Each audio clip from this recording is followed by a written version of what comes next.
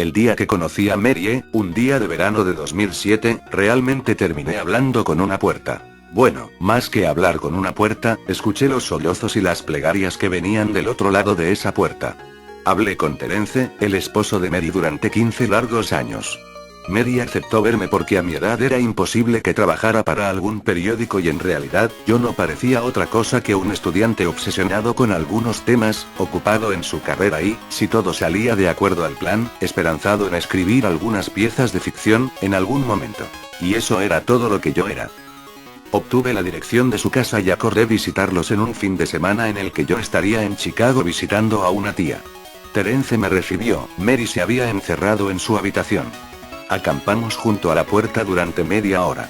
Terence intentó calmarla, convencerla de que saliera, pero fue inútil. Me entretuve tomando notas desde el banquillo en el que el marido me instaló. No quise dar la entrevista por perdida y traté de escuchar la discusión, captar algún dato. No logré entender mucho de lo que Mary dijo, estaba histérica y no paraba de repetir algunas cosas sobre sus pesadillas. Tras varios intentos, Terence tiró la toalla y se disculpó conmigo. Abandoné la casa un tanto desanimado, pero logré convencerme de que aquello no era para tanto, después de todo, esto era un pasatiempo y nada más. Además, si Mary nunca lograba salir de su cuarto, tenía que haber alguien más.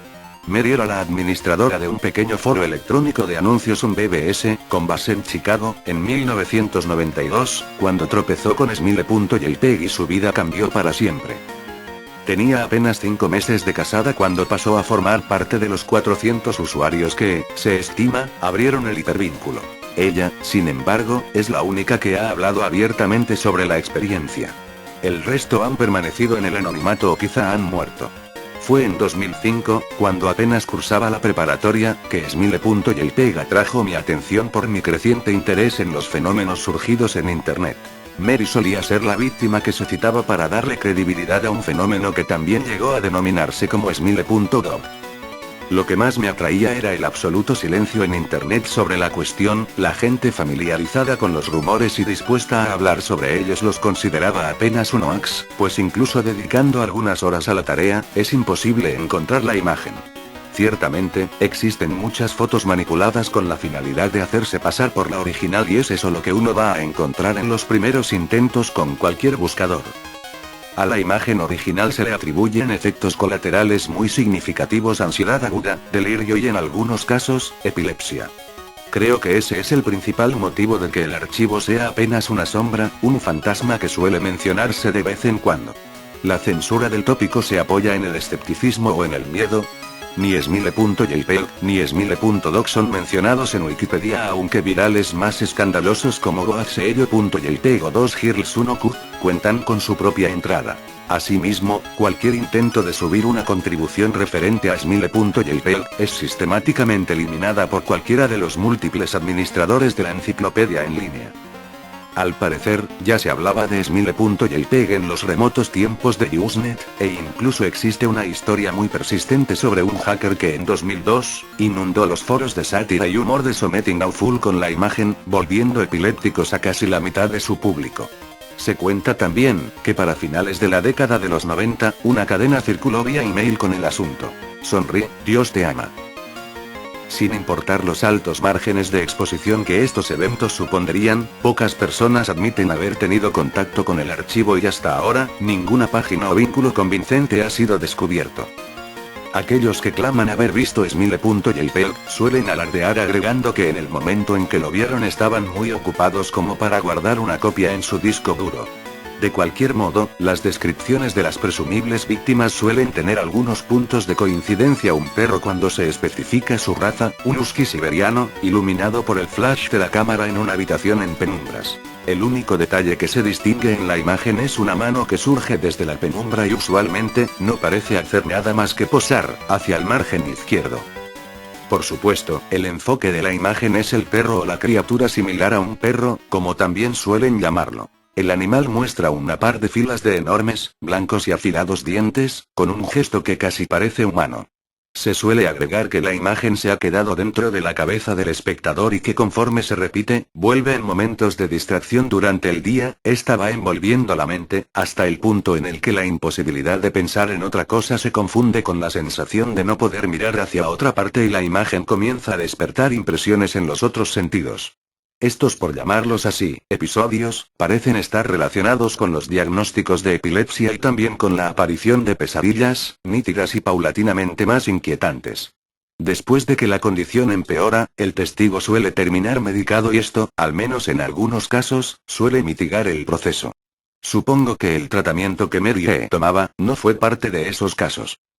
Después de regresar de Chicago, me dediqué a enviar mensajes de solicitud a varios grupos de noticias, foros, sitios y listas de correo, esperando encontrar el nombre de algún supuesto testigo de Smile.jpg que sintiese la necesidad de dar su testimonio.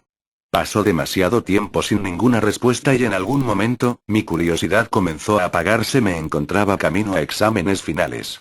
Mary me envió un mail, a principios de marzo de 2008. Para jml@com. De enerma@net. Asunto: la entrevista del año pasado. Todavía tengo mucha vergüenza por el modo como te traté cuando me visitaste. Espero comprendas que no tuviste nada que ver con esto, fue por mis problemas. Creo que hubiera podido ser más amable y espero que me perdones. Tenía mucho miedo.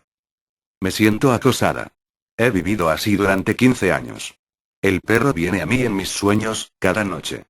Sé que parece mentira, pero es cierto. Hay algo, un color, algo que hace que las pesadillas que tengo no se parezcan a ningún sueño que hubiera tenido antes. Ya no recuerdo tanto los sueños que tuve antes. En mis sueños, nunca me muevo. Nunca hablo. Simplemente estoy mirando la escena de esa foto horrible, veo la mano, veo el perro y el perro habla. He pensado qué hacer durante mucho tiempo, he tenido mucho tiempo para pensarlo. Me imagino que se lo hubiera podido enseñar a algún compañero, a algún extraño, incluso a Terence, aunque la idea no me gustara. Cada noche durante 15 años, Smile.dog ha venido a mis sueños y me ha exigido que difunda la palabra y entonces, si el perro cumple con su palabra, me dejará en paz. Lo que me detiene es pensar en lo que haría si me miente y si no la cumple. Y si todo se pone peor después de que lo obedezca, entonces ¿qué? Así que nunca le he hecho caso. Durante 15 años mantuve el disquete escondido entre mis cosas. Todas las noches viene y me exige que difunda su palabra. Pero yo he aguantado. Muchos de mis amigos del foro, los que vieron el archivo, dejaron de postear y luego se mataron. Otros simplemente desaparecieron y no supe más de ellos. Son los que más me preocupan. ¿Qué decidieron? ¿Le hicieron caso? Perdóname, pero cuando hablaste con mi esposo y acordaron una cita, yo sentía que al fin me iba a volver loca. Había decidido darte el disquete. Ya no me importaba si el perro estaba mintiendo o no, quería que todo terminara, como fuera. Tú eres un extraño, alguien de quien no tengo idea de su vida y con la que no me siento obligada a nada. Por eso pensé que sería más fácil, dártelo para tu investigación y que no me importara que fuera a pasar contigo. Pero antes de que llegaras me vi en el espejo y me di cuenta de lo que estaba haciendo. Estaba a punto de arruinar tu vida para siempre. No pude soportarlo, todavía no puedo.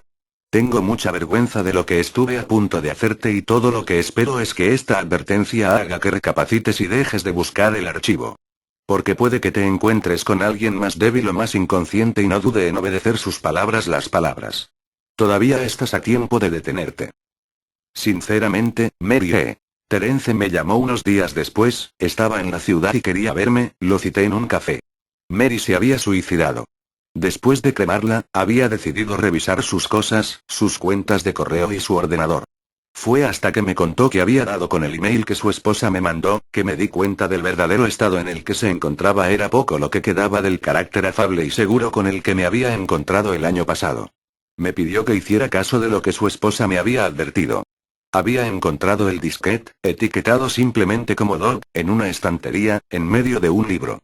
Lo había roto y le había prendido fuego hasta volverlo nada más que un pedazo de plástico negro y retorcido. Silbó, me dijo.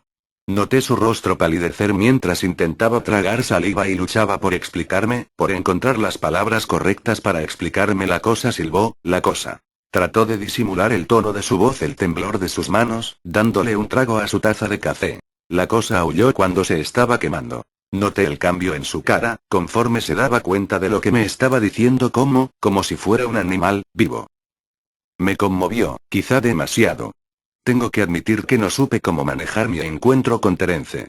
Si esto era una broma, era una muy buena. Pensaba, para calmarme, que todo era un engaño.